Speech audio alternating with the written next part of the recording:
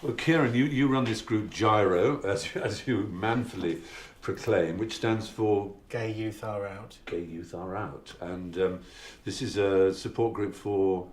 It's for young people aged 13 to 25 who identify as lesbian, gay, bi or transgender. Right. And more people now more young people tend to come out at an early age than ever did when I was young. But that doesn't necessarily make it easier, does it? It varies. I think that there is more awareness in the city than there used to be, but it's not always positive awareness. So there are some young people I've met who are out in their school and it's not really a big deal for them and they're quite assertive and confident, but there are others who still feel quite isolated and vulnerable, and that's only the young people who actually make it to the group. So we know that there are others who perhaps haven't found us yet. Some kids come out to their parents and everything's great, and other kids come out to their parents and they're ordered out of the house, and you must have had to deal with that and everything in between. Yes, and there's also the perceived fear that they would be rejected. So if they did share with the family, then maybe they wouldn't be rejected, but they fear that they might, and sometimes that's enough to take a young person away from their home. I mean, there was some research done in Merseyside about 7 years ago where people said that they perceived that there wasn't enough safety or opportunity here for them, so they were more likely to leave. Since then, GYRO and other LGBT community projects, we've worked together to try and make Liverpool a safer place, a more inclusive and attractive place for people to feel that they've got hope. Because the last thing you want is for Liverpool and its, the suburbs and towns that surround it to drain itself of its gay young people, for them all to want to go to Manchester or even to London, which are better known as places as gay-friendly cities. You would hate to think that this city would sort of instantly be on their list as a place to leave. And the City Council and the police took that on board. But that was before the death of Michael Causer, which was shocking to us all. Just over a year after Michael Causer, then there was a trainee police officer, James Parks, was attacked on Stanley Street, which was perceived to be the safe area in Liverpool. So this built the momentum that grew within the community after Michael died. And for a few days we thought that it was another Michael. We thought he would not come off life support, but he did, and he's now a fully qualified police officer, and he's a brilliant role model. The incident itself was a catalyst for change. It put the issue on even higher on the agenda, because the council at the time was saying, if you have pride, then we won't support a parade or a march. And then within a month of James being attacked, a student organised a march for over 1,000 people to walk through the city, a march against homophobia. And the council and the police realised, we can't, we need to recognise this. We need to recognise the need to improve the perception of safety in the city. From that, the LGBT community got together. We've got a community network which is very active. From that, it increased the impetus for Liverpool to have a Pride event. It's unusual for a city of its size, and that it didn't have an official Pride event until 2010. There had been attempts in the 70s and the 90s, but not in a sustainable way, and not with the support of the council and the police. So this time it's much more community focused. It's the largest free Pride festival in the country now after only 3 years. That's amazing. So this has obviously showed that there's been a great need in this area, and it's become a tremendous celebration. And it remains a march rather than a parade, in the sense that it remains an element of protest. Obviously one of the things you might advise after the awful Michael Causer case is to say to younger gay people, is travel in groups, don't make yourself look obviously gay. But that's a bit like the feminists are very angry at the argument that a woman shouldn't dress attractively at night and walk on her own because it's inviting rape. But the thing you want to change is society that can objectify women and brutally attack them, and you want to change the society that will brutally attack someone because they look gay or because they're holding hands or because they're effeminate or the girl might look over masculine or whatever it is, whatever bizarre reason they have. And it's not up to us to change, it's up to society to change. I think there is an element of helping young people to assess a level of risk. but it's also about giving them the skills to be assertive, to be confident, to be resilient, so that they know what to do if there's an incident. They know who they can talk to, whether it be a youth worker, teacher, a police officer.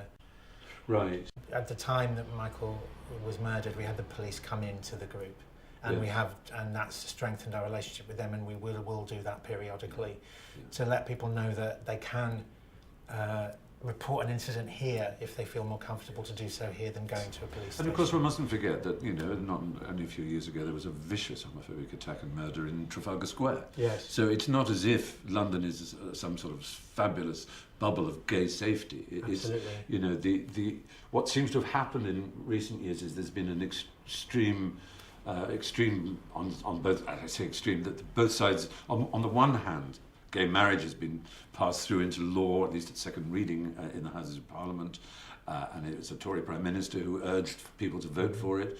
I mean, a change that we wouldn't have imagined conceivable 20 years ago.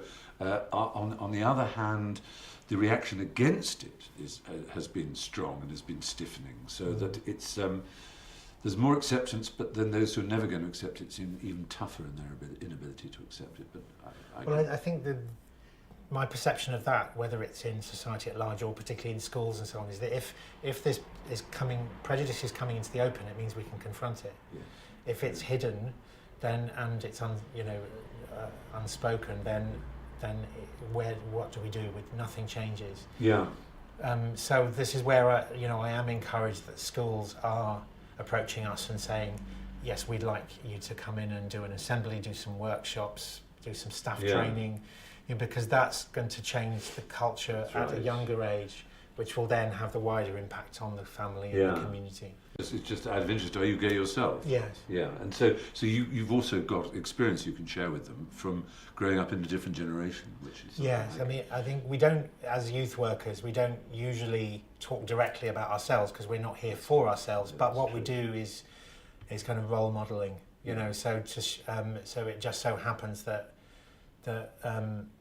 everybody all the gay staff members happen to be in a long-term relationship, so we don't bang on about it. But it's just to show that it is possible to be a contented adult who is succeeding professionally and making a difference. And talking of role models, I mean, obviously he's a very different generation, but do you think it makes a difference that a local boy a local lad like Paul O'Grady, for example, has always been out and yet immensely popular as a family entertainer?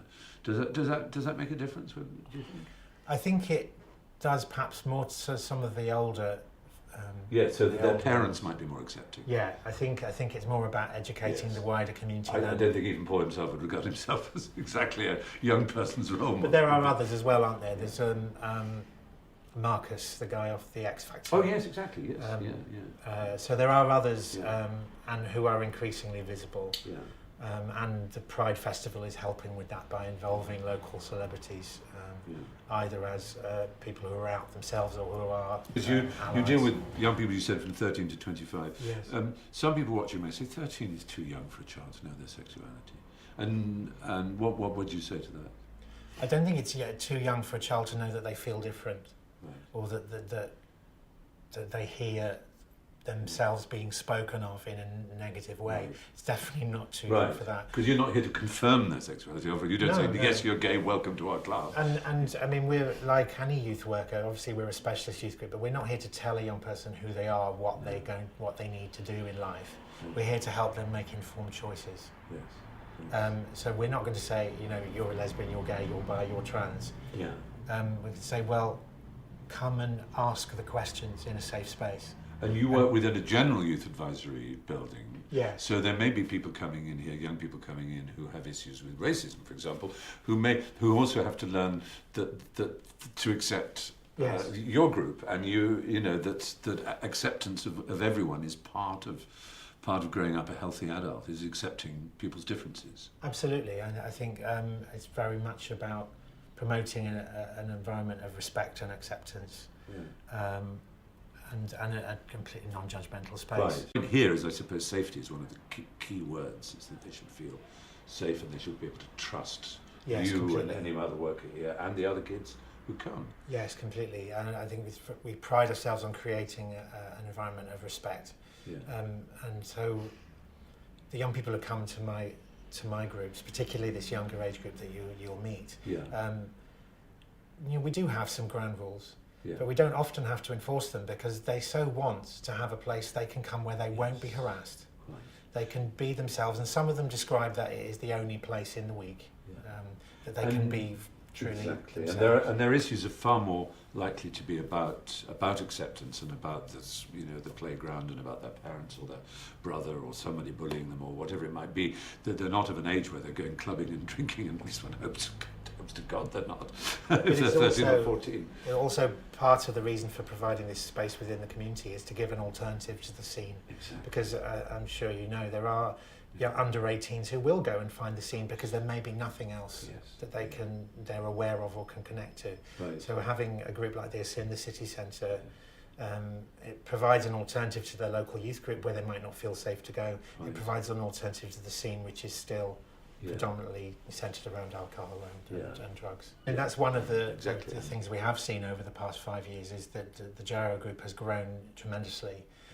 It's been around since 1976, but the last 3-4 years has been a real peak.